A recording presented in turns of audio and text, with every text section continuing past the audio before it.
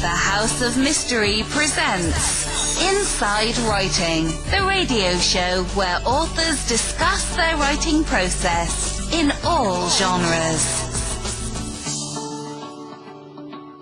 So we have Dr. Hugo Drochon calling all the way from the UK, and he was one of the prime researchers on a major research project at the University of Cambridge, and they've been polling on conspiracy theories across the UK and Europe and the US for a number of years now, and they've just recently put out their latest results, which are really fascinating.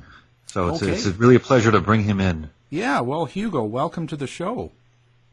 Thank you very much. Thanks for having me. I was going to say it's always very cold in England, but maybe that explains why we have more lizards, is that they're just out all the time, and that's why David Icke is based in the UK and not in Miami. But maybe these are the things we can talk about more as it develops. Yeah, how does the Queen survive? I heard she's a lizard, so. Yeah, she's one of them. Well, I don't know. It's colder. Maybe they have the heating very high in the palace of Buckingham. That's why they're doing all the works. That explains everything now. That's why they're doing all those massive works, which cost I don't know how many million. It's to make sure they're not too cold. Everything's explained now. Wow, we solved another issue. There you go. So let's talk about your recent study. We'll let you run with it. So what was the most surprising to you to start with? We've been doing some of these studies for a while. It was all thanks to Joe Uzinski, actually. The first study they did there, we just wanted to run it kind of in Europe and to see how things were going. And when I try to do some of these talks, I often ask the audience, do you think there's more conspiracy theories in the US than there are in the UK? And they all put their hands up, but it's not true. There's almost quite a kind of, it's a US and so it's actually, our study is not actually the UK as such. I don't know if this is very important for your US listeners, but it's Great Britain. It's only England, Wales and Scotland. We don't have Northern Ireland because it's a bit difficult to poll there. But there's quite strong similarities in terms of the people, at least on their survey, who are saying they believe certain things like 9/11 or whatever it might be, and NGB. So there's not that much dissimilar. And I think, as Joe's probably been saying for quite a while, it's not that much of a minority sport. It seems to be at least half of the population, if not more. In ours, it's closer to actually 60% of the population who will answer yes to one statement which you might associate with conspiracy theory belief. So that's the overall thing. And then we have, with the interesting thing is on the latest one, is that we have breakdowns on differences between Trump supporters and Clinton voters, and also in the GB UK context, and between those who voted to remain within the European Union and those who voted to leave the European Union, so Brexiters and Remainers. And there's quite stark differences concerning those two different groups. I'll let you guess which ones are more likely to answer, to believe at least some of the conspiracy theories. We can go through them if you're interested. So those are the kind of things overall to kind of start off with, if you want. So what really struck me is the differences. You could sort of see a different personality profile, but that makes Trump voters and Brexiters very similar, and Clinton voters and Remain voters very similar. And it seems like they share somewhat different preferences when it comes to, who they think is conspiring against them and why. Yeah, that's great. I think we were thinking about this. Is like, okay, we have these basket of deplorables. Are the Brexiters also a basket of deplorables? But and we have some of the results here. So. It's true that obviously, as we've known in the kind of news for quite a while, one of the biggest concern is immigration, and also the kind of Muslim question, if you want. So here's some statistics if you're interested. But basically, Trump voters, 44% of them will agree with the statement. The statement then being the government is deliberately hiding the truth about how many immigrants really live in this country. So Trump voters, it's 44%. Brexiteers, people who voted to leave, it's 47%. Whereas Clinton voters, it's 12%, and Remainers, it's 14%.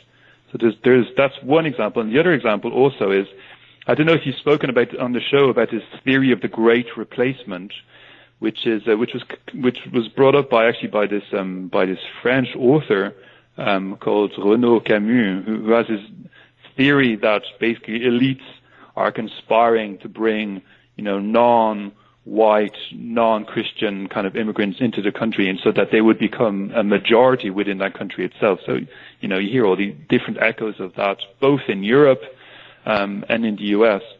And again, the cross breaks are very stark. So Trump supporters, 41% of those agree with the statement that we had, which was Muslim immigration to this country is part of a bigger plan to make Muslims a majority of this country's population. So Trump supporters, 41% agreed with that. Brexiters, it was 31%.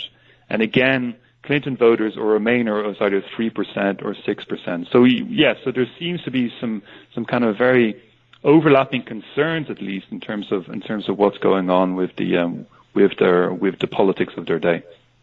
Yeah, so these seem like really big issues, and I've been doing some polling on this with similar questions recently, and we asked both in the U.S. and the U.K., do you think the government is hiding the true costs of immigration from voters? And we got very similar numbers, but higher. So we had 55% agreed with that statement in the U.S., and I think it was a little bit higher in the U.K. So it's pretty wild that there seems to be a massive distrust when it comes to immigration and why it's happening, and if people are being told the truth about it. Yeah, and we could pick up, and you have a lot of this too, but in the data, some of the first questions that we asked in our survey then, which was done with YouGov, and it was done, it was in August, so like 13th to 23rd, but we asked all these questions about trust in journalists, trade union leaders, academics, friends, family members, people you mean in general, then senior officials of the European Union, senior officials of the U.S. government, we have that too, government ministers in my country, religious leaders, military leaders, people who run large organizations, and trust is absolutely minimal every single time. The amount of people who trust journalists, but in the United States, trust journalists, so it's actually one of the highest, good for you. In the US, it's 14%, but in GB, it was only 2% who trust journalists a great deal. And then you have other things about, we have US, senior officials of the US government. In the US, only 5% trust senior officials in the US government a great deal. In GB, it's 1%, so, statistically insignificant if you want. The EU doesn't do much better. In the United States, 6% trust senior officials of the European Union, but then in GB, it's only 2%, right? So there's massive distrust. The thing that there was some hope in that we, friends and family members, thankfully, retain our trust. And so we were having kind of discussions as to what role families and friends and family members might play in having these types of discussions about certain aspects of immigration or conspiracy theories that would be linked to it. So, but massive distrust across the board, which obviously poses loads of problems for our democratic regimes.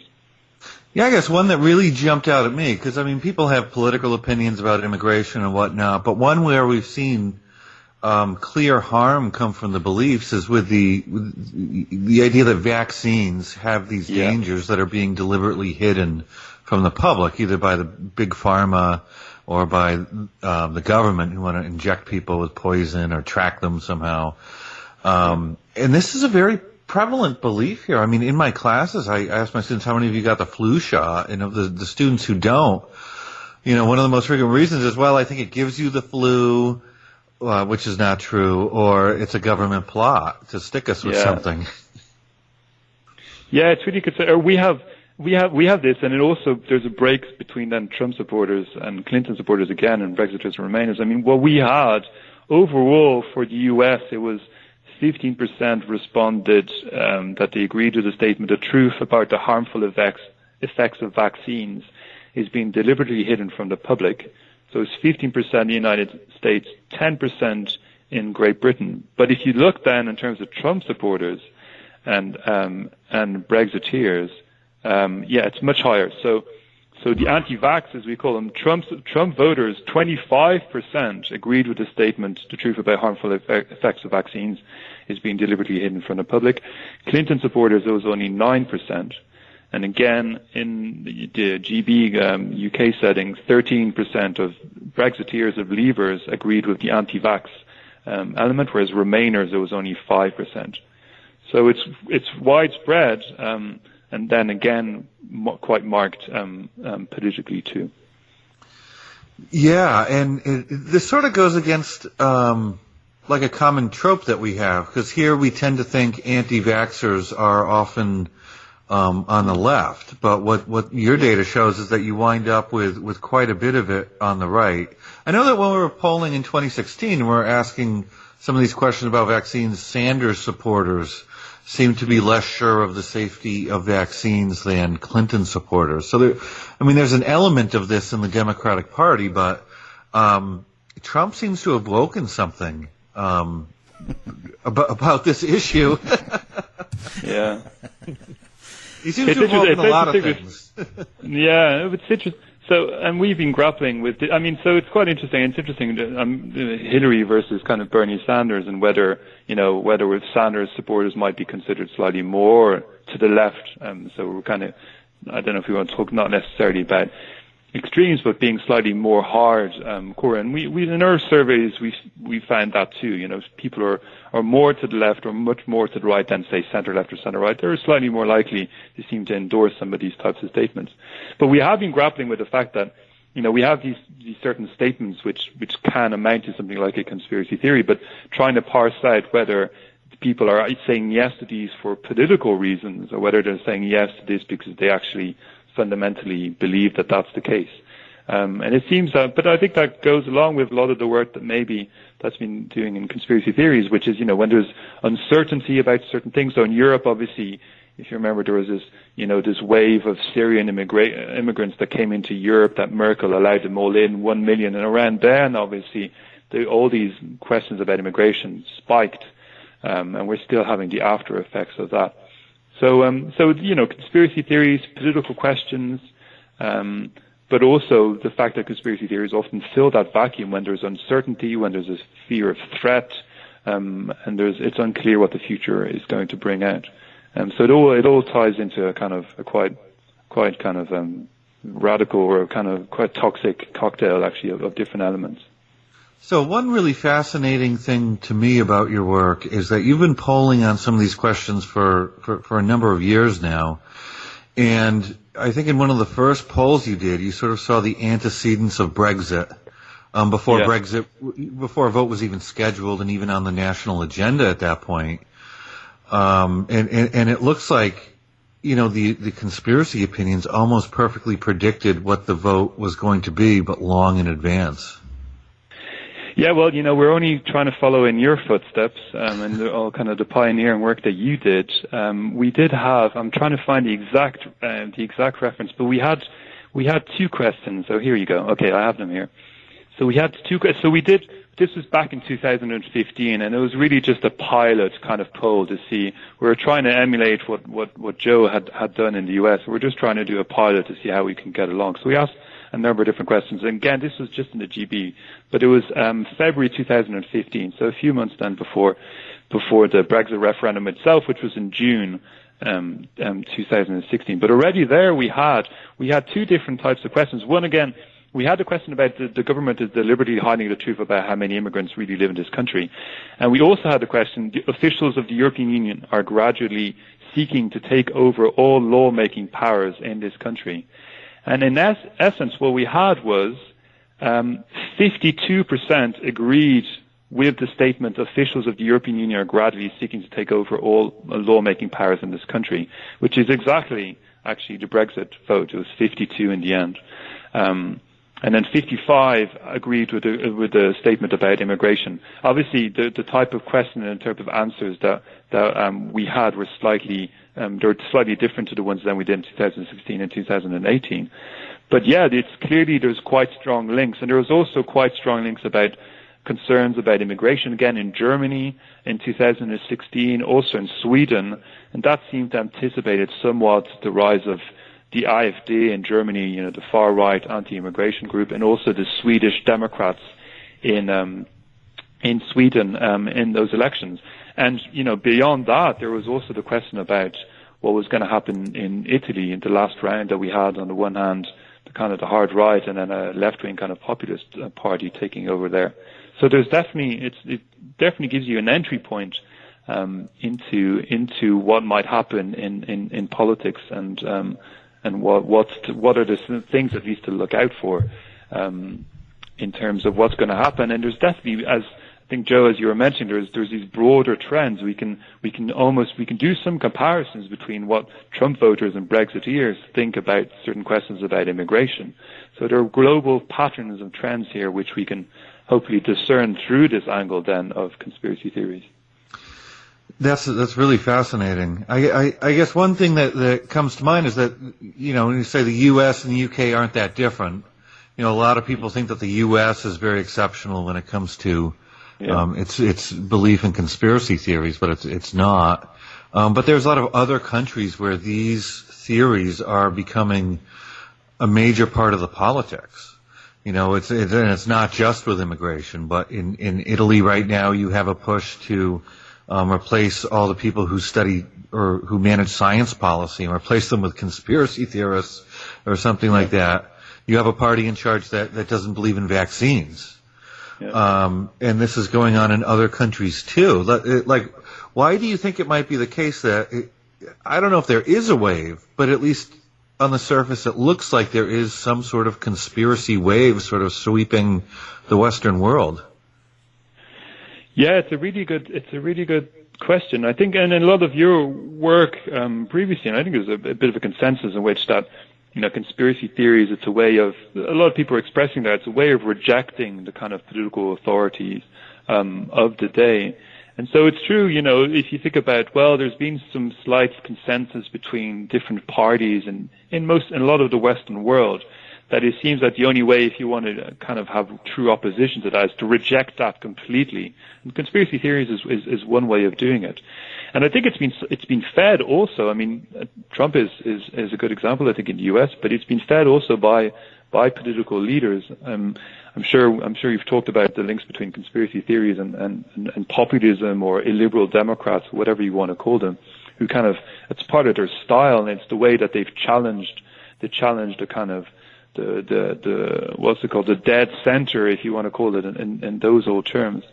And I think in our survey, we also, this time round, in 2018 over the summer, we polled Hungary.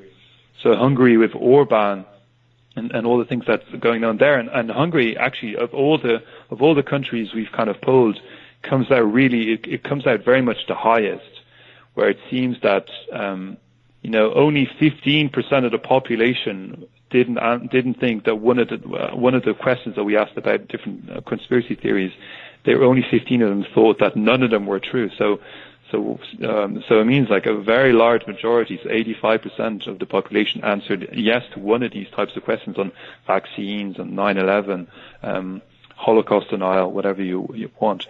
And a lot of them, and we go back to the question of immigration, this idea of the great replacement, and it scores very, very high in Hungary. I'm just trying to get the exact immigration. So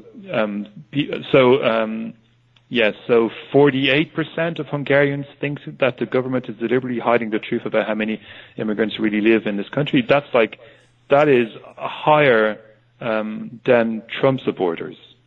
Right? And this is the average for Hungary. So these are all. So I don't know what you want. I'd call them. All of Hungary there are kind of basket of deplorables and on this specific issue. If I can use that type of language, I'll probably get shot down. And then, and also then the question about Muslim immigration to this country is a part of a bigger plan to make Muslims a majority. That's believed by 20% of the population in a country which, in essence, has almost zero immigration. So these are obviously quite politically charged questions. Orban has played them. It's been a way to kind of push back against the European Union too. So it's concerns about the future, a feeling of threat, which is in many cases very it's illusionary. It's not a tangible threat as such, because there's almost zero immigration into Hungary, but it's tapping into deeper, probably cultural fears about identity or certain aspects that go along with that. Well. How did you ever ask these people in your interviewing if, like, what makes them believe in these theories without evidence? Like, why would they not trust experts in science, people that do the job, rather than just, YouTube videos?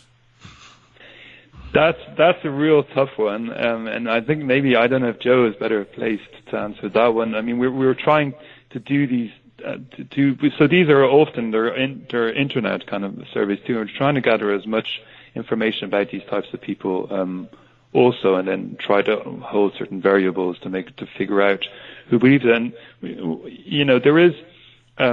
there does seem to be. We've tried to develop a number of different ideas about why this is the case. Why do people believe in these types of conspiracy theories? And there definitely seems to be a sense of exclusion and a sense of disempowerment. Certainly seems to play a role in the belief. So. It's the classic case that, when you don't understand why you're not making, your way better through life, it's sometimes for certain people, it's easy to fall back on this idea that, there's malevolent forces out there that are stopping you from actually achieving what you should be achieving. That's, I can see how it's seductive for a certain part of the population. And what's interesting normally in that, at least these are some of the psychological, I think, studies that have been done where they've gone more in depth into the type of question you're interested in and trying to understand psychologically why people are attracted to conspiracy theories, is that in saying, okay, my life is going this certain way and I'm struggling and whatever it might be, that in saying, okay, it's because there's a small group of people who actually control everything and they have a master plan and that's why they've been keeping me down. There is a sense of at least intellectual empowerment which goes with that, which at least you've explained to yourself the world in which you live. And so that's comforting to a certain degree. And you can understand why there might be lots of people who are struggling and feel that that's one way to try to understand it. So I think that's based slightly more on the psychological studies. We're trying to do this overall kind of, it's not really big data, but kind of overall perspective and get some sense of what the polling is. But exclusion, I think a sense of exclusion from power, from politics, a sense of exclusion even in the economic or social life of your country, that will push people, I think, into trying to give an account of why that is the case. And conspiracy theories are kind of a ready-made, easily accessible account and theory of why that might be the case. Yeah, kind of blame someone else. I just wonder now, are the conspiracy theories and what people believe in the same in the UK or different? Like, do you have the same sort of theories and they're popular, or is it totally a different sort of set of conspiracies? Yeah, so we for the consistency of the survey, we asked how many? 1, 2, 3, like about 8 or 9 questions, which were all the same, and we asked them kind of throughout. It's hard to judge. We don't know if you'd asked something else in a different country, whether more people would responded. But in terms of what we did ask, it's relatively coherent between the US and the GB in terms of the responses that we get. They're relatively close enough in terms of the percentage of people who say that they agree with them. So, as I was trying to say already about, immigration and this idea of the great replacement, once you move away from Trump and Clinton or Brexit and Remainers, overall, the statistics are not that very dissimilar. So, the vaccines one, for instance, in the United States, 15% agree with the statement. In the GB, it's 10%. Immigration in US is 21%. GB, it's 30%. So there's variation, and there's it's not 0 and 20 and 50 or whatever it might be.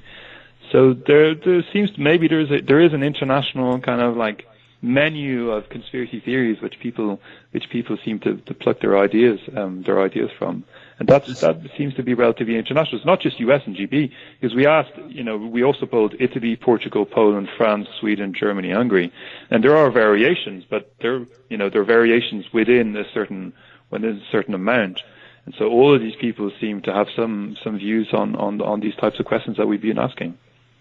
So, a lot of the conspiracy theories we talk about are somewhat political in nature or medical or economic, but then there are some more zany ones, I guess, for lack of a better term.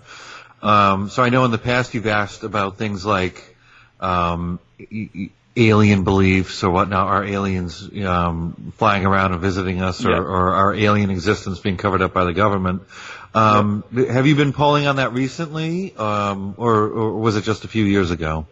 Yeah, we have that exact question. So we have one question which is: humans have made contact with aliens, and this fact has been deliberately hidden from the public.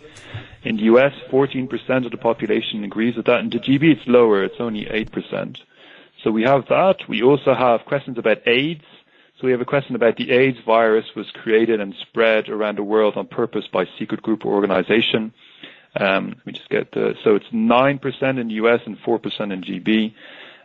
We have Holocaust denial, which you'd be glad to know is not very high either in the US or in GB. It's 4% and 2%. Global warming is a hoax, and US that's 17%. In GB it's 7%. And we've talked about vaccines. And then we have Joe coming from the work that you did in terms of identifying the kind of the harder core, if you want, of conspiracy theory belief. So one of those questions being, regardless of who is officially in charge of governments and other organizations, there is a single group of people who secretly control events and rule the world together. I think that's one of the core questions you had, and we tried to kind of replicate that. And here you see US and GB is not that dissimilar. In US, 17% of the population say yes to that. In GB, it's 14%. So there's not much difference there between the two. So it's pretty wild to think that, and just the people that you'll interact with on any given day, some of them are likely, just by chance, to hold pretty hardcore conspiracy theory beliefs. I mean, in my day walking around, I'm going to walk into somebody who, thinks that aliens are wandering around or that vaccines are a hoax or something like that. Yeah, many of them are probably your colleagues. If you went around, your colleagues... That's definitely true.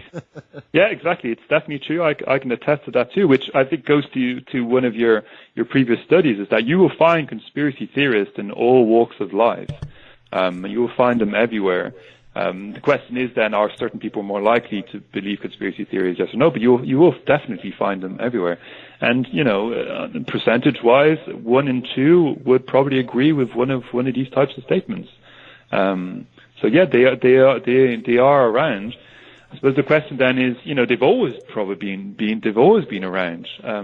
It's just a question of how that's been.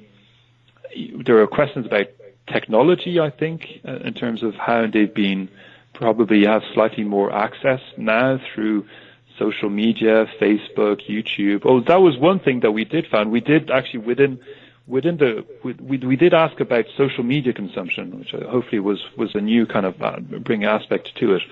And obviously, it's very, very high. Where people get their news from, and we found there was a link. Facebook does seem to encourage a slightly more belief in conspiracy theories.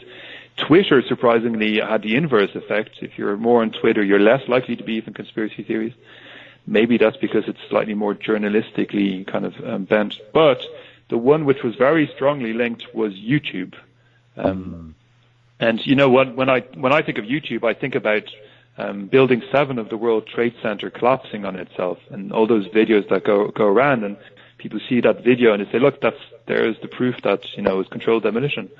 And it's because you have this, it's directly there, whereas before, with the media was slightly differently organized, and you had journalists, or you had gatekeepers, if you want, who kind of filtered out some of those slightly wilder kind of green ink that people used to write in with their green ink to the editors.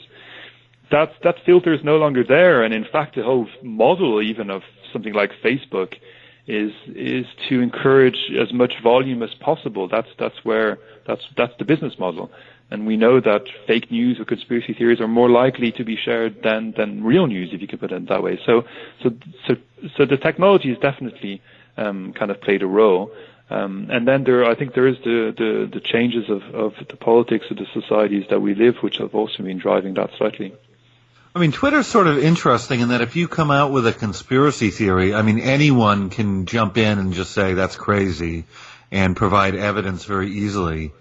So it makes sense that Twitter sort of, it almost has a built-in immune mechanism to sort of push back, whereas Facebook, because it's happening in people's self-selected little groups, and then they're just sharing things into the group, they wind up sort of getting these things, and there's no pushback. And then YouTube is another one, and I never thought about it much, but that algorithm that they were previously using, where you watch one YouTube video and then all of a sudden 100 other conspiracy YouTube videos, and because I have to watch these videos for work, I get a lot of them.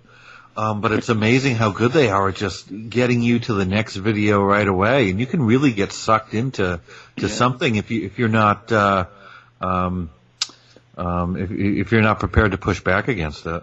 Yeah, that's really interesting. And there was one of my colleagues on the project, John Norton, who's a journalist for The Guardian. He writes a lot on technology. He writes a column every for The Observer, normally on Sunday, on technology. And then he did point out that YouTube, if you Google or if you try to find a video, which would be something you start off with something very kind of simple, which would be, I don't know, I want to do some exercise, I want to do some weight. So the first video you'll get will be, how to do some, I don't know, go for a run or whatever it might be. But the next video, if you keep going with the videos, ultimately you'll come to like how to do an Ironman 200 kilometer over, one day, et cetera, et cetera. So it goes straight away to the natural progression, if you want, or as the algorithms are put up, will push you more and more to the extreme. So if you imagine you come with this question about, well, what about, what happened with JFK, for instance, right? There's still lots of questions about JFK. You might start with, just, I don't know, there's a Brutter film or something like that, but it will very, very quickly go into, very, I don't know how you want to put it, but full-on or hardcore conspiracy theories about all the things that you might want to put along with it. So it is interesting that the technology is kind of geared in a certain way to encourage this type of thing. And that is, I think, probably a new feature of our societies. It's not that conspiracy theories were never there, but this propagation is definitely, the nature of that has changed. And it's hard to think that hasn't had an impact on our politics too. So what can we do? How do you think it gets stopped? Because I think, YouTube, for example, wanted to change their algorithm, and I think that's probably a good thing. But on the other hand, the people who are already steeped in it, and they'll go out and find what they want to find. So it may be too late there for some people. But just outside of the social media, what do you think we can do to sort of make the politics less suspicious? Yeah, I kind of wrote a bit, and following on from the surveys being reported in The Guardian, I think I stuck my head out and suggested 5 different ways in which conspiracy theories might be kind of reduced, which was probably not a good idea at all. But the 5 that I had were obviously some of these will sound good, but the first one was, which goes back to the question about trust, which is why I brought it out in terms of trust, in terms of family or friends, is that there's still trust there. And we often think, it's very hard to talk to conspiracy theorists because, if you come to try to convince them otherwise, they'll be like, but you would say that because you're in on the plot, etc. But if there's still trust amongst friends and family, I think you could still have a slightly more honest discussion about what's going on. And I have anecdotal, admittedly, but I have anecdotal evidence that this may work with a certain friend recently who was expressing doubts about 9/11 and how it might have been, controlled. And I explained to them how skyscrapers are built and that's why they collapse on themselves, et cetera, et cetera. And it seemed to have gotten some kind of leeway. The other people who are trusted are academics, and so maybe this is exactly the type of thing maybe we should be doing more of. Although within a certain, I think we all know academics have crazy ideas too, but within a certain field of expertise, that might be useful. So The Guardian, for instance, has Cass Mudda, who's this very well-known kind of expert on populism, is running a series of things on populism. And maybe maybe Joe, you should be doing more of this stuff. So good on you.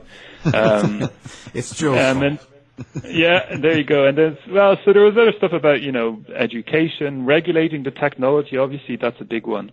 But if it is, the final thought was, if there is sometimes a sense about immigration, these things, like these are concerns that have been expressed. There's a sense often that politicians haven't heard the type of messages about concerns about immigration, feeling of threat or whatever it might be.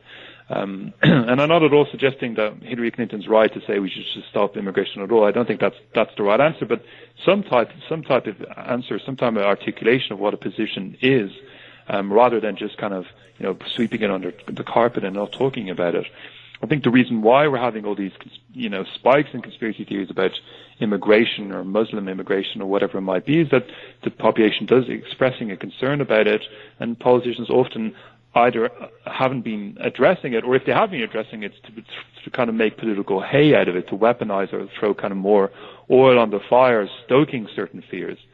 But for those who don't think that's the right answer, there hasn't been a coherent kind of story or narrative about what should be done about this. Do we have a coherent narrative today about the benefits actually of immigration? I don't know. All we hear is how immigration is terrible, and so that plays into certain political hands. So there is a question of being responsive, hearing, and also about what kind of formulating a political response, a clear political response to certain political kind of questions and concerns that are being expressed. Yeah, I mean, right now, a lot of the research into how can we deal with conspiracy theories is, what's the right thing to say if we give a conspiracy theorist authoritative information? Will they change their mind? And there's not a lot of good findings yet. But to me, a lot of those strategies seem like a cheap way to paper over the real problem. And if the real problem is that politics isn't responsive or transparent, I mean, that's a much more difficult problem to fix, and one that will probably do a lot more good.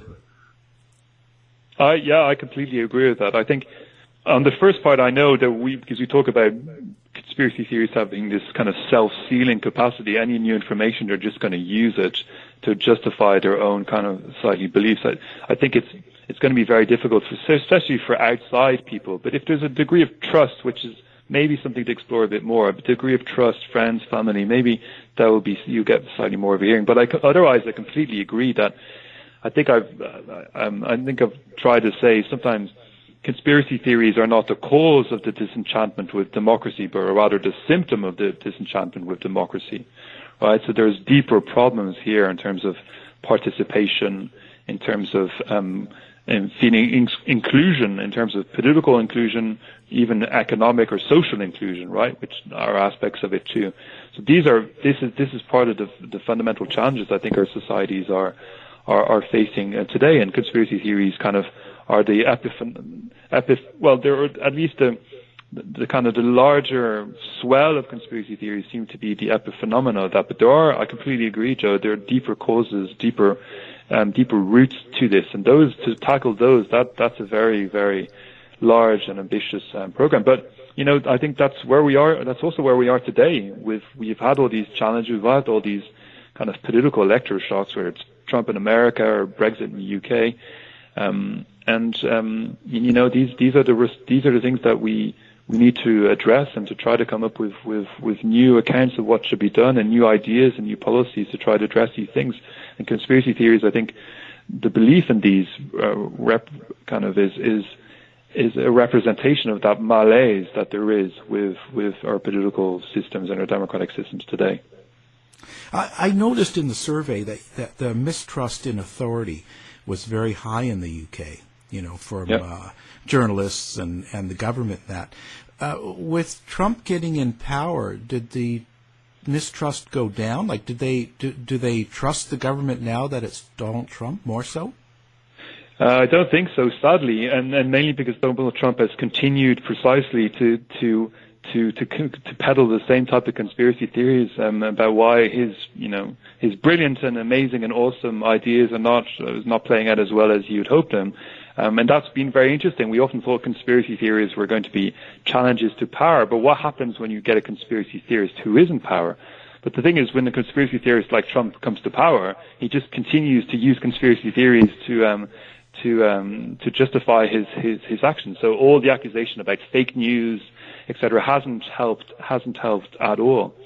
So sadly, no, there hasn't. I can check that exactly, but trust has not gone up, and it's been fueled, if anything, by conspiracy theorists or people like Orban, also populists or illiberal Democrats or whatever you want to call them, who've continued. I mean, the whole thing that you get this. This has also become an international one, right? It's the role that Soros plays in all these awful things that are apparently happening in the world.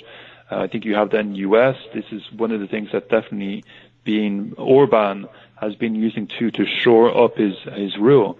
He's they're both Hungarian, and he's accusing a Hungarian Jew living in America of being in the main opposition. So the conspiracy theories have continued. That's been one of the big changes, or the phenomena too, is we weren't certain, but now we know conspiracy theorists in power. They don't change their rule book. They just keep using the same rule book, and they will continue having conspiracy theories about why they haven't been as successful as they claimed they were going to be. Yeah, I just thought Trump was kind of fighting the deep state. No, I'm confused. I thought he was the guy. Yeah, I think Joe. I'm going to leave that question to Joe. I think Joe can Yeah. When in doubt, pass it to Joe. Pass it to Joe. He's the real expert. I'm just kind of making a kind of subsidiary appearance here. Yeah. Wow. What amazing findings. So now let's give out your website and any contact information that you want the public to have. Great. Well, that's very kind. I mean, so it should be said this survey was done with YouGov, which is a polling company based in the UK, but they have international antenna too. I think Joe has used them also in the US. Our project was called the Conspiracy and Democracy Project at the University of Cambridge, based in this Centre for the Research in the Arts, Social Sciences and Humanities, aptly named CRASSH, which was a great kind of name. And it was funded by the Leverhulme Trust, which is a kind of a philanthropic organization based in the UK. And in fact, the fact that we were funded by the Leverhulme Trust meant that we were obviously, our project became kind of a subject of conspiracy theorizing. I think David Icke accused us of being the propaganda arm of the government, of the British government, because the Leverhulme Trust was founded by a colonist and a Freemason, of course. So we were all in it. We're all in it. We're lizards, Freemasons, colonists, etc. So that's us. But the website is still up and running, conspiracyandemocracy.com, if I'm not mistaken. And then these findings have been reported in the Guardian. So that's hopefully, if you're interested in seeing more, some of those things will be there. And we're hoping, obviously, this was only done. We only had our launch there a couple of weeks ago in November. So we're keeping working on this, and hopefully there'll be more things coming. There'll be more things coming out soon. Great. And we're going to have that link to our website as well, so people can just do one click and go to it. Great. Again, thank you very much for being here and taking the time to talk to us all the way from the UK. Thank you, Hugo. Hugo. Thanks for having me, Yeah, Hugo Drochon. Thank you very much. Cheers. To find out more about our show, guests, or to listen to past shows from our archive, please go to www.houseofmysteryradio.com. Show's over for now. Was it as good for you as it was for me? Well, good night. This has been a production of Something Weird Media. I'll be back.